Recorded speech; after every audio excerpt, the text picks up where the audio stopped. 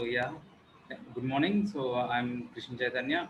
So along with my mate Sophia, under the guidance of Professor Basav, we have conducted an experiment or a study called like multimodal analysis of online webinars or classes conducted in a Zoom.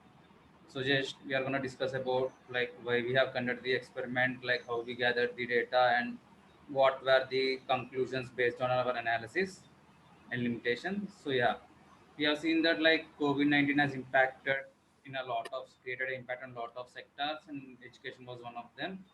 And because of that, schools and universities were closed temporarily. So to continue education for the benefits of students, most of the universities or schools turn towards digitalization or a synchronizing e-learning system. So they try to use mostly video conferencing platforms such as Zoom, Google Meet, and everything, so that they could interact with their students and continue with their classes. But what was observed were like based on the research conducted, there was like a decrease in student interest, like on digitalized education or like in a education being conducted through video conferencing system. So we want to know like we have considered how we want to find out how these non-verbal communication factors like could create impact on student satisfaction in digital education. So, brief, we can say that non-verbal communication is a way of communicating with the people, like without spoken words. These are like spontaneous movements based on the emotions they occur, and few of the non-verbal communication factors are like gestures, which are like hand movements or like face nods and everything. Another paralinguistics, which means like the number of times the intonations has changed, the rise and lows, and the tempo, the loudness. These are the factors comes under paralinguistics, which are used to express the emotion carried by the sentences.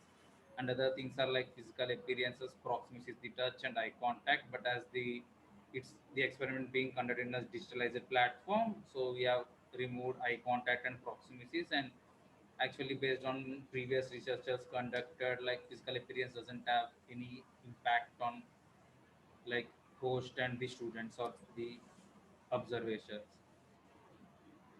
So for the data to do the experiment, we have nearly gathered 215 recent online classes or webinars from few of the universities like Harvard, Stanford, and ITMO, IITs, and everything from open sources database, open sources like their websites or like some of the platforms.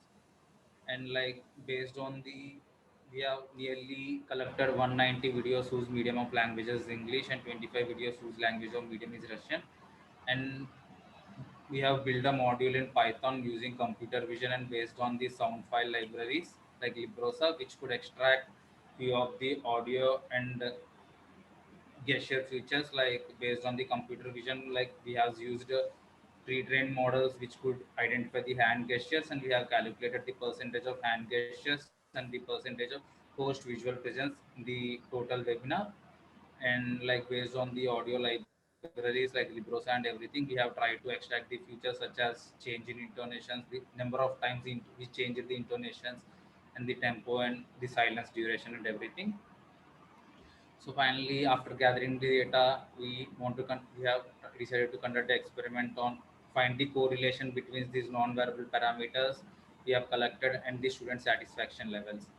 So for this, we need the satisfaction ratings for the webinars, right? So the quality of the webinars were actually rated by the viewers as positive or negative based on their observations. So finally, gathering all those ratings, final rating has been given to a webinar on the scale of 1 to 5, where 1 means like all the observers or all the participants disliked the class, or 5 means all the participants liked the class.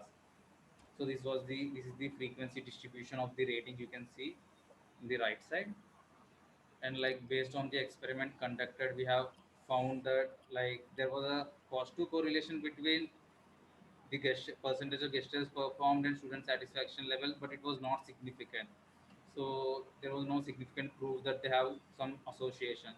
So we have finally concluded that like there was no significant association between gestures performed and student satisfaction. Like it may be there may be few reasons, as like we know previous researchers which showed that gestures actually have a huge impact on student satisfaction level in a classroom mode. But as it's a digital mode, teachers or a host uses a slides or some other way to convey or transfer the knowledge, right? So the part of the teacher's visual presence is mostly neglected in the digitalized education. So the gestures didn't show much association here.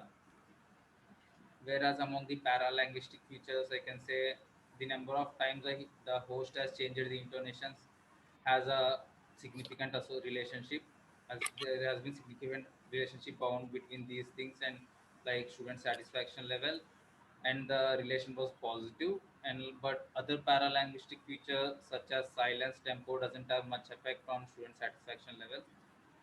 So this was the experiment we have conducted and found the relation between how paralinguistic features and gestures have effect on student satisfactions. And like few of the major limitations we face it during the process of data gathering or data observation or analytics was as most of the data was collected from open sources. So most of the people who participated or who we observed the lecture or a webinar has been participated voluntarily. That means like there is no attendance system, right? To you have to watch these things or nothing like that. So they took a voluntary step. That means they have interest in the course or interest in the subject. So the rating may be biased, as the rating may be given based on the topic of the subject rather than the performance of the host. And like as the sample size is too small, it's only just 215 videos or a webinars.